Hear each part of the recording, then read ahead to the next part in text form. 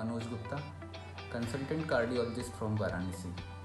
First of all, I would like to congratulate for this great initiative launched by Times of India to beat heart failure by creating widespread awareness on the issue of such a common disease. Heart failure is becoming a serious issue in India. Our country carries 40% of global heart failure burden, and as per a rough estimate, there are 8 to 10 million heart failure patients in our country. What is more disturbing is the fact that 20 to 25% of symptomatic heart failure patients in India die within a year of diagnosis. Now, the issue is that there is very low awareness about heart failure in India, and most of the heart failure patients, they often mistake the disease with sign of aging, and very often they do not consult doctors at right time and later pay a heavy price in terms of financial loss and put their life at risk as well. Now question comes, who are at high risk of heart failure?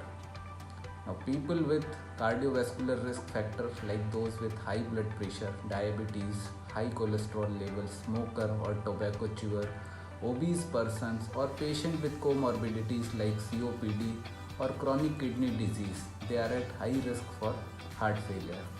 Now talking about one common myth, which is only older people get heart failure. Although heart failure is more common in older people, but young and middle-aged people can develop heart failure too. Around 4% of people with heart failure, they are under 55 years of age.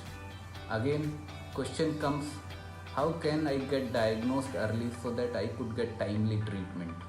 Just keep a watch on your heart failure symptoms like breathlessness, tiredness on exertion, which was not there with the same level of activity previously, or you develop swelling over your ankle, consult your doctor.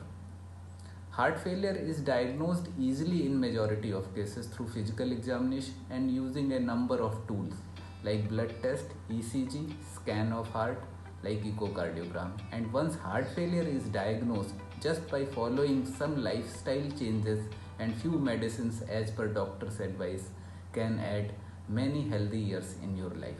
Thank you.